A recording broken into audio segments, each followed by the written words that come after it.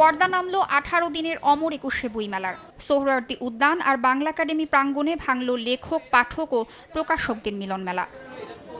রোববার সমাপনী দিন বাদে 17 দিনে 570টি প্রকাশনা প্রতিষ্ঠানের গড় বিক্রির পরিমাণ দাঁড়িয়েছে প্রায় 17 কোটি টাকা, যার মধ্যে বাংলা একাডেমির বিক্রি 17,04,629 টাকা।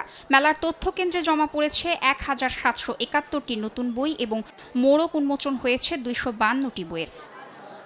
সংখ্যায় কোটি টাকার হিসাব থাকলেও প্রকাশনা সংশ্লিষ্টদের মুখে ছিল না তৃপ্তির হাসি। লেখক প্রকাশকদের মতে এবার মেলায় পাঠক উপস্থিতি কম থাকায় বিক্রিও হতাশাজনক। কোনো প্রকার প্রত্যাশাই পূরণ করতে পারেনি, সম্পূর্ণ ফ্লপ এবং একটি ব্যর্থ বইমেলা। খালি ফাঁকা বইমেলা জীবনে প্রথম দেখলাম, আমার কাছে ভালো লাগছে। সব সময় ভিড়ের মধ্যে আসি, এবার শান্ত স্নিগ্ধ। বইমেলাটাতে আমাদের ছোটবেলায় একটা স্মৃতি আছে।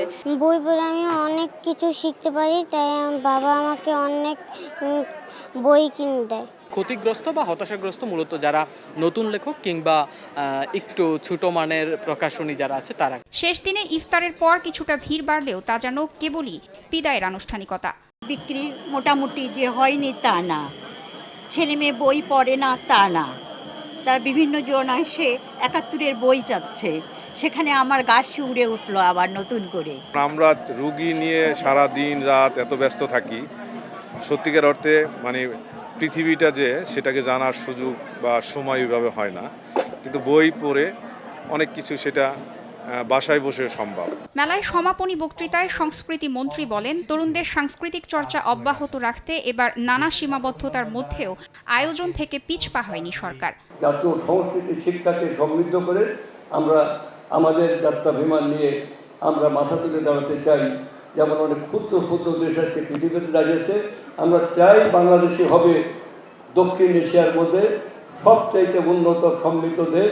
আগামীতে অমর একুশে বইমেলা স্বমহিমায় ফিরে আসবে এমনই প্রত্যাশা সংশ্লিষ্টদের।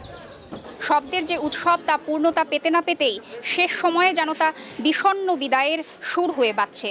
তবে মেলার সমাপ্তি ঘটলেও নতুন কেনা বইয়ের ঘ্রাণ আর ভাবনায় একুশের চেতনা বেঁচে থাকবে সারা বছর, এমনটি প্রত্যাশা করছেন মেলায় আসা অসংখ্য বইপ্রেমীরা।